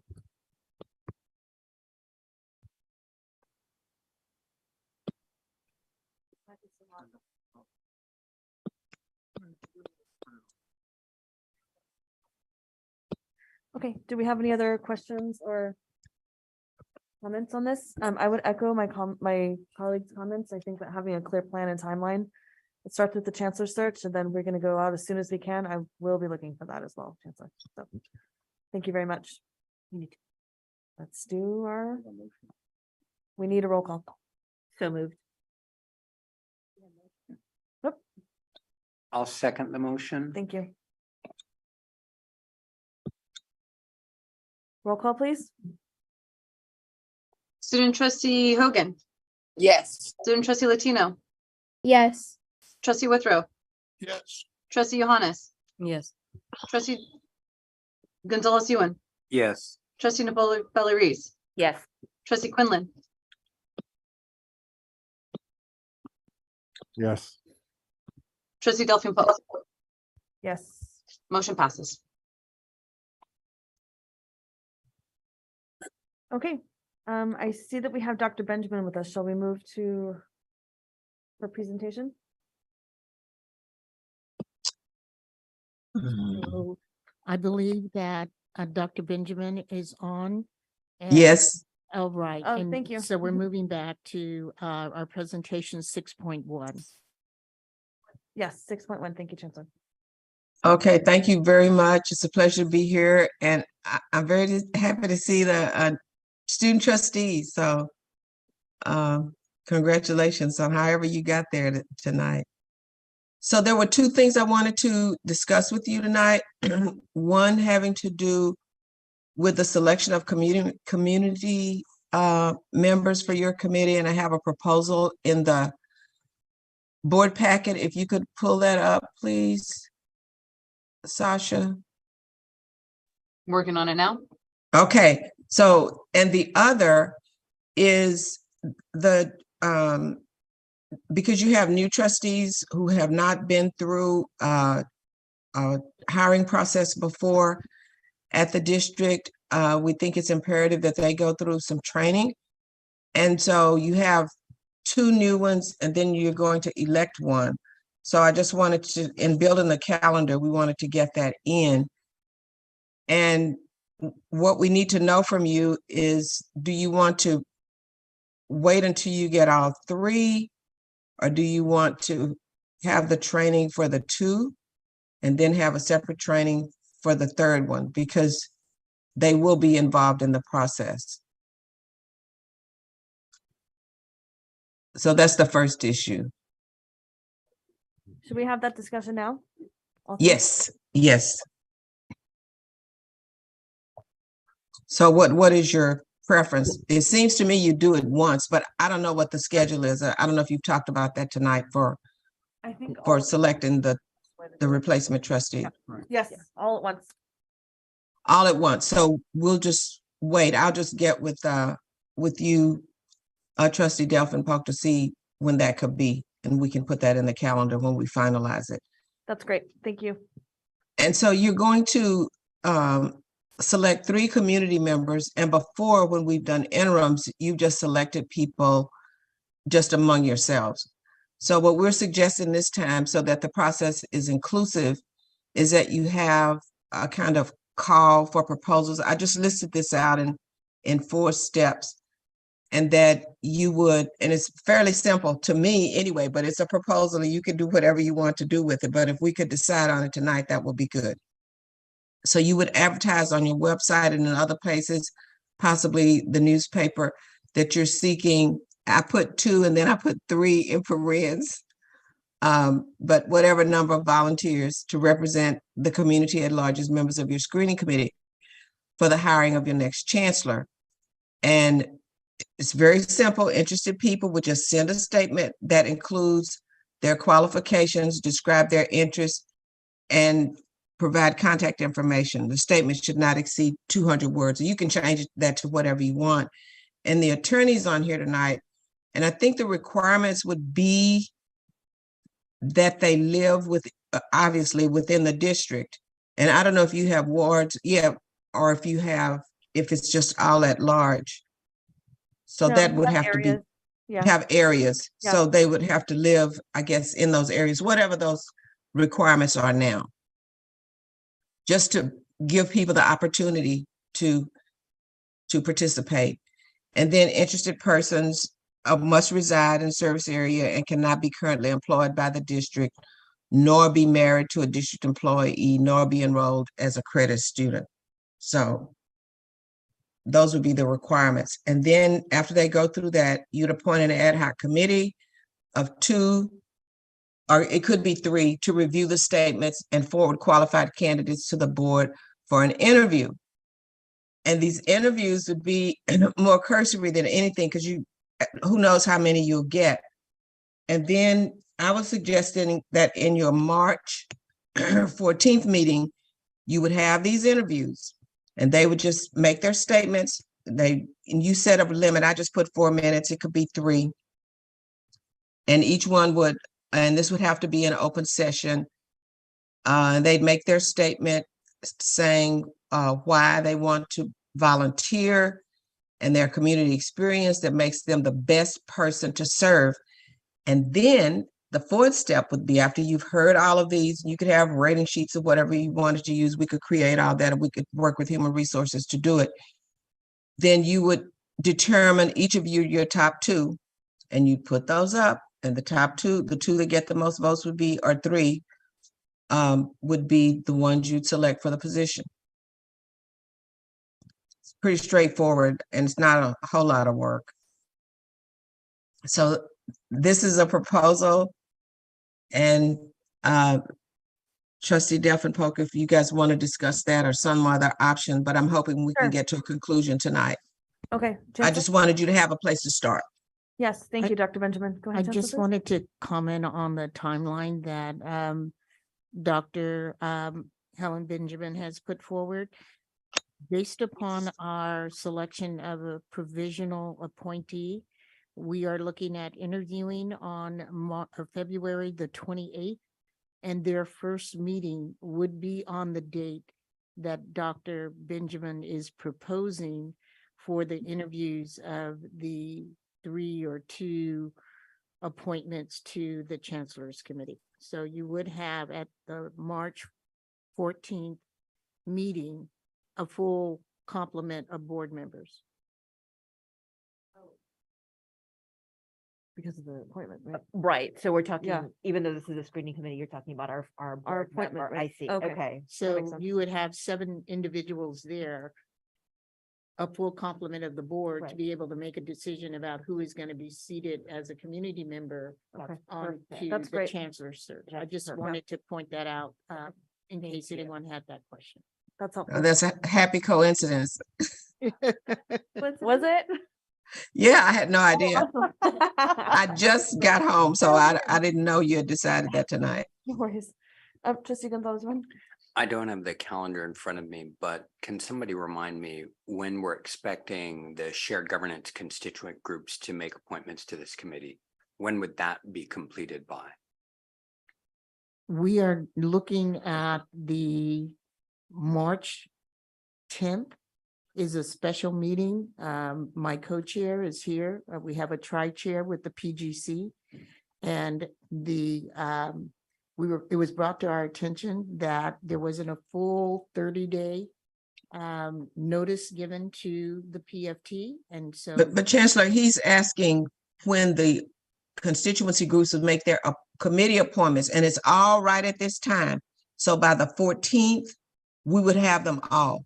But the board policy is, the membership is part of that board policy. Right, just the trustees though, but we'd Yeah. have all the others, the Oh. groups, yeah. I see what you're saying. We didn't change. There was a recommendation that did come forward though to increase the number. Oh, okay. So we've got a board policy that is in draft form. We haven't adopted it yet. We're waiting for comment, feedback. We're waiting for the appropriate period. When that passes, we can then adopt or modify or accept, change our board policy on chancellor hiring. At that point, we can officially establish a committee. The date for the earliest date that we might expect a committee to be established per whatever board policy we use, whether it's the new one or an adopted one or an amended one, et cetera, what would be the date we might expect for that?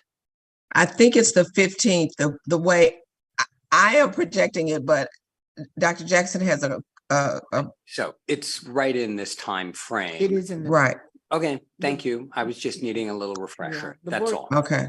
If the board accepts the recommendations or with changes, both the president of the board and the vice president will be meeting with the PGC on February the 28th to listen to concerns. It's open to anyone who would like to. And then we have a special meeting after that meeting for the PGC to vote on that one item. And that will then be coming to the board immediately after that vote. So from the 10th until the 14th, you will have a chance to look at it, decide if you want to change it, to accept it in its totality. And then you will vote on that on the 14th. And also that night, you will have your full complement of board members. I see. Okay, thank you. Go ahead, trustee Reese. And Chancellor, you're going to have on our website, Chancellor search in the timeline so that everybody is on notice. whoever looks at it. Absolutely. Yes. I've already talked to Mark, who is over there typing right now.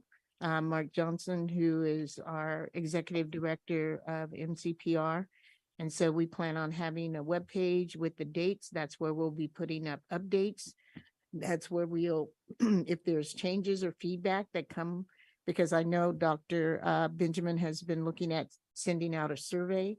That will be the hub for all information going out to the public. Okay, thank you. So we're thinking by the 14th, everything will have come together. So 1 month from today. 1 month from today, if you choose this process and HR can start working on the advertisements and everything for this. Because this part won't change. The community member number will stay the same, I'm assuming. Okay, any other questions or comments, colleagues? Okay. We have nothing from the dais, Dr. Benjamin, at this time. Okay, thank you. And hopefully we'll be able to get a timeline to you maybe on the 14th or the next meeting. We'll see, but it's going along okay, I think. Okay, great. All righty. Thank you. So much.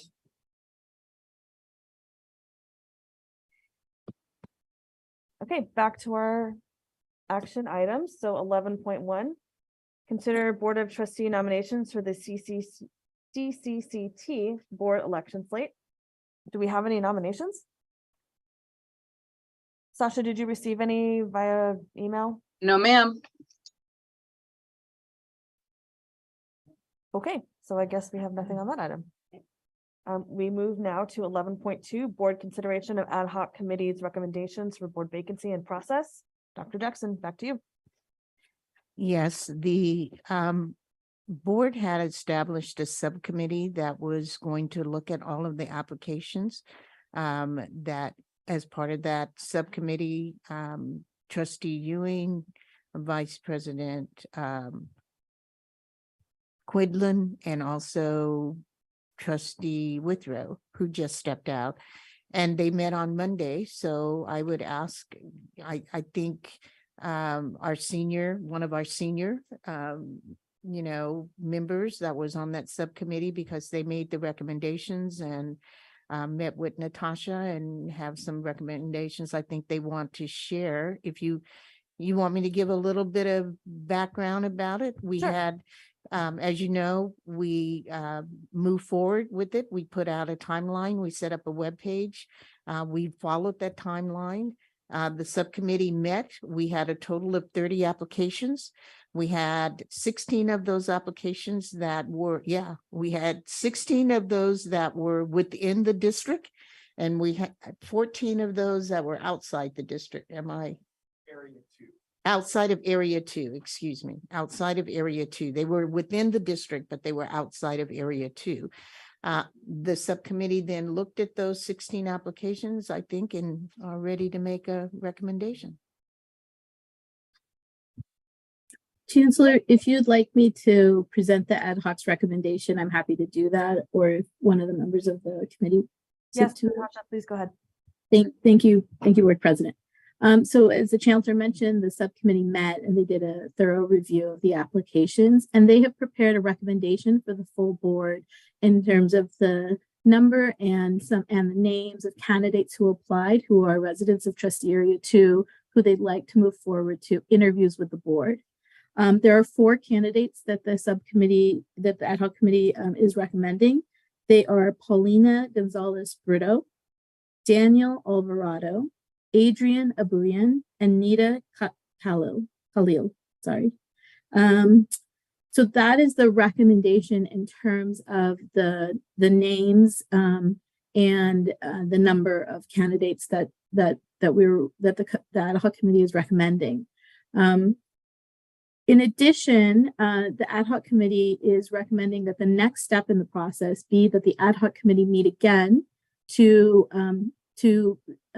confirm questions for the interviews, that trustees that have ideas around questions, as well as members of the public, please submit any ideas that you have for questions to Vice President Quinlan, and those will be considered by the ad hoc committee, and then that the ad hoc committee would determine a final set of questions to be brought back to the board on the day of the interviews.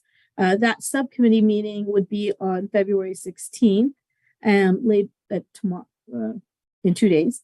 And then there would be a special meeting held the following week, possibly on the 22nd or the 24th. Ms. Amiri will do a calendaring to find the availability of the trustees to conduct the interviews. And then the next step would be the board's vote on the interviews. And you would have the option to vote on the day of the interviews or at the subsequent board meeting on February 28th. One change from the proposed timeline that's in the board documents is related to the public forums. The public forums, after the committee's review of candidates, and given some of the staff challenges and kind of, we have the Chancellor's office has a number of people out, and the scheduling is a bit difficult. We are recommending that we move forward without the public forums at this juncture. The board could, of course, reconsider that later in the process if it so chose. And then you would have your new trustee selected either on the date of the special meeting or on February 28th. Any questions regarding the ad hoc committee's recommendation?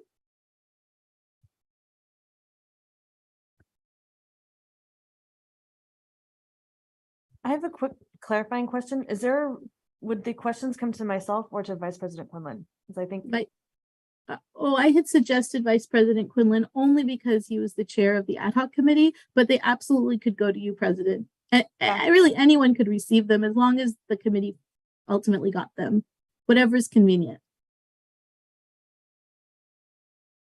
I would request that they come to me as well.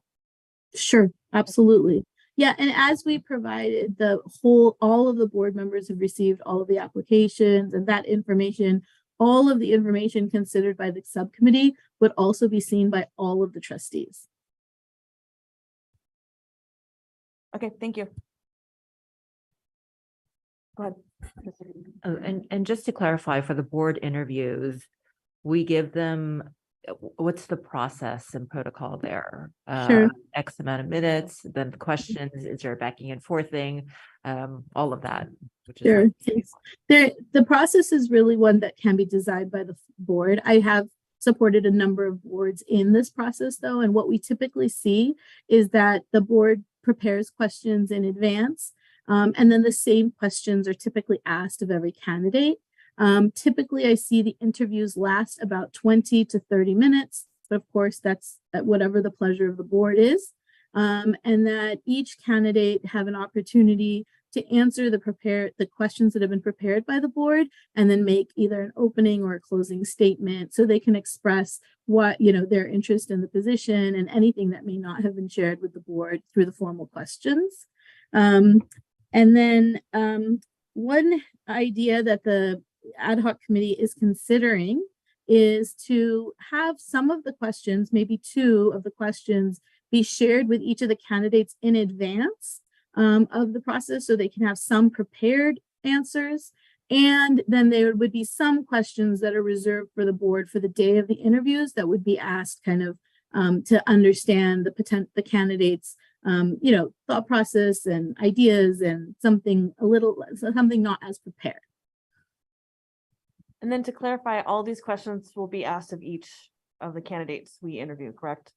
That's the intention, yes. So that the board has the ability to compare each candidate on the same factors, given kind of the consistency of questions. It's also generally considered a good HR practice. We see this quite frequently on the interview side as well. That doesn't mean that you couldn't ask a follow-up question or something like that. You just want to be able to gauge the same information from each of the candidates ultimately. Yeah, I'm just making sure that we don't go outside that scope. Shirley? Particular candidate. Just a couple of the things that I was not at the meeting. I wanted it to be without any influence from me as the interim chancellor, as I do know some of the individuals that had submitted applications, is that because we televise and we have live showings, and because we are going to have to stagger this over a period of time, that we would treat it like we've done our retreats, where it's recorded, but it is not posted live. That way it doesn't give any undue influence of who was first versus who was last in the interview process. Whereas if we have it live, it puts an undue advantage to individuals that are later in the process, because they get to hear the answers of the other 2. Because you can sit outside in your car and look at it on your phone. So that would just be a request that I would make to the board in consideration of having a fair playing field for all candidates. We're still going to have this in person though, right? Not via Zoom for the candidates to come in. And then these are just logistics, but would the room be open for anybody else? So during that period in time, so the room would be open for everybody else except the candidates. And we would ask people not to use their cell phones, not to take their cell phones out, not to record the event. And we would have something prepared for the board president to read in advance and ask individuals so that it's a fair process. Sounds good. Any other questions or comments on that? Okay, seeing none, looks like we are going to proceed. So I would move approval of the recommendation of the ad hoc committee. Second. All right, we have a motion and a second. Let's do roll call. Student trustee Hogan. I see your hand. Okay. Student trustee Latino. Yes. I think Trustee Hogan may have had a question. I'm so sorry to interrupt. Yes, I was just going to ask. Yes, I did have a question. I wanted to know, was the students going to be a part of the process with the ad hoc committee, like with the applicants for the new trustee position? Because it wasn't clear. It said the public, but does that mean that the students are a part of that process as well? Yeah. Will there be student? Oh, absolutely. I think Yes. your question is, can students submit questions for consideration? Is that your question? Right. Sheila Hogan? Right. Yes, absolutely. Yes. And I strongly encourage students to submit. Okay, thank you. And yes. Thank you.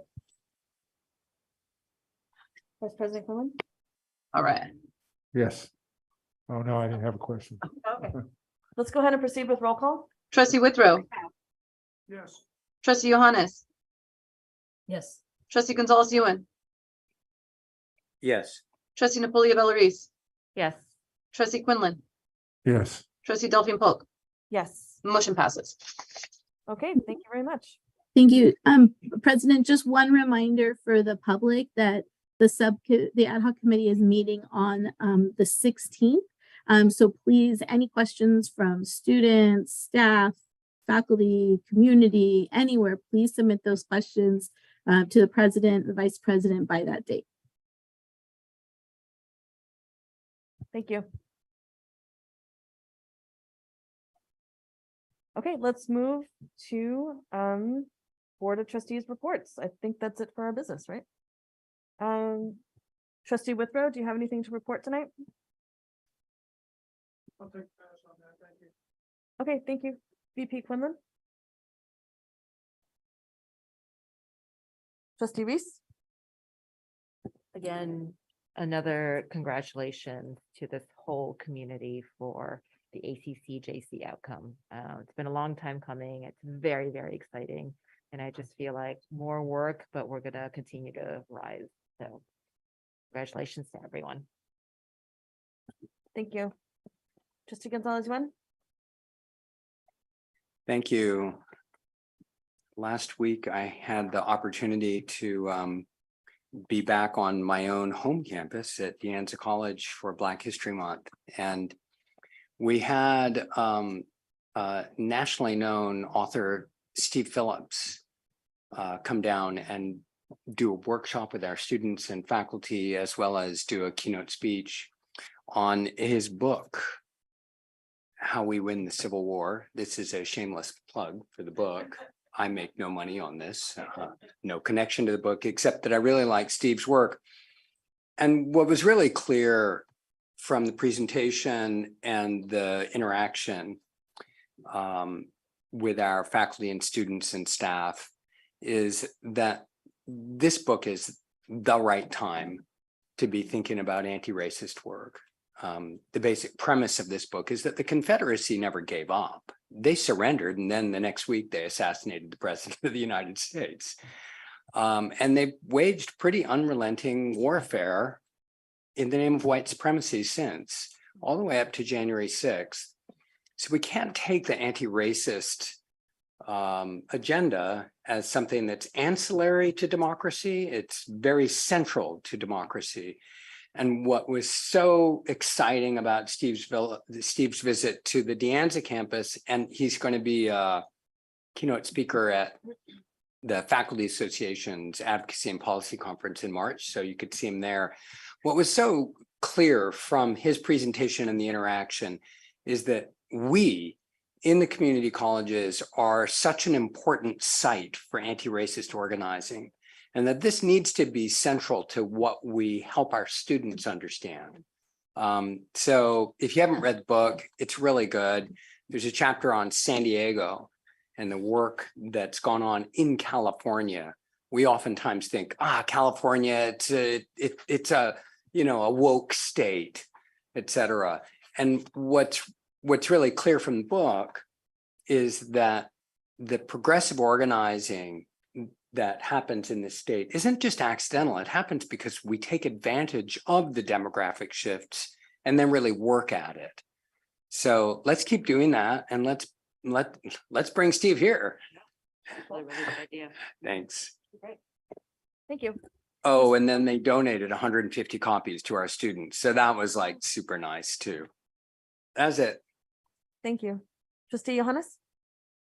Yes, two items. The first, last meeting, Trustee Quinlan mentioned that he and I were heading to a conference in Sacramento. And we both went, we learned a lot, we knew we didn't know a lot. But yes, now I know what I don't know, right? And just saying that we'll continue to learn, and through that I was able to connect with the Black Caucus, Veteran Caucus, Women Caucus, all the things. So hopefully I'll continue, and so will Trustee Quinlan continue our learning journey while still working with the board, with the community, the district. And the second portion, a couple of weeks ago, I met with a few members and the executive director of the Freedom Center, headquartered at the Martin Luther King Jr. Freedom Center, headquartered in Merritt College. And I'm just going to read from the email why I met with them really briefly. In early March, they'll be bringing the famed quilt makers of G's Bend to Northern California for a dynamic series of events, including formal dialogue as part of the lecture series. These inspiring women have been making quilts for the last 3 centuries, dating all the way back to the days of slavery, and will be speaking with the community about the history of their quilts and the significance of maintaining culture in a democracy. And just not so shameless plug, I'd like to continue working with them. Hopefully we'll have others on board as well. Martin Luther King Jr. Freedom Center at Merritt College. Well, headquartered at Merritt College. Yeah, but they they're have a great. number of locations throughout the nation. Yeah, I did a site visit with them recently, and they're actually going to come to City Hall soon to visit with the mayor. So that's exciting. I will be. Are you done, Trustee Johannes? I'm sorry. Okay. I will be having trustee office hours and bringing those back. I will be posting it on my Twitter account, but it's essentially going to be the second Wednesday at lunchtime at Kay's Cafe, which is right next door to Berkeley City College. So I will be there for 1 hour, and I hope to meet some of you there. Dr. Garcia, hopefully you'll be able to stop by. Great. Okay, with that, I believe we do have one more item to discuss in closed session, so we can adjourn to closed session for now and finish that off. Oh, we actually have announcements. Do we have to do that now or after we, well, I guess we did that. Go ahead, let's go ahead and do that now. Okay, today's announcements. Late start classes are available at each of the Peralta colleges. Some started yesterday, February 13th, while additional 10-week and 8-week sessions will begin in March. It's not too late to enroll. Visit the college websites for more information. 2, the Peralta colleges celebrate Black History Month in February. There are events taking place at each of our campuses. Visit the Peralta website and scroll down to events across the district section for more information. Associated students of Laney College are hosting a basic needs listening forum tomorrow, February 15th from 1 to 4 p.m. and will be attended by a representative from Buffy Wick's office. The event is free and open to all. Berkeley City College is hosting a career fair on February 23rd from 10 a.m. to 3 p.m. and features guest speakers, rapper and music producer Ruby Ibarra. 5, Berkeley City College Future Business Leaders Club is looking for submissions from any student within the Peralta Community College District for Home Run, a Shark Tank style event where students can pitch their ideas to local business experts, investors, and strike a deal. Applications are due February 17th. Learn more in the events across the district section of the Peralta website at www.peralta.edu. 6, the Peralta Community College District, including all 4 colleges, will be closed Friday, February 17th in honor of Lincoln's birthday, and on Monday, February 20th in observance of President's Day. Please be safe and enjoy the long holiday weekend. Cheers. Thank you. And with that, we will adjourn to closed session. Just one Yes, comment go before ahead. we adjourn, I want to just make it clear. We're finishing up some non-action items in Thank you, the Chancellor. closed session, specifically item 3.4, public employee performance evaluation, the chancellor. So there will be no coming back to report out. So this effectively gavels out the end of the session. I just wanted to make that clear. Appreciate your clarity. Thank you so much. Good night.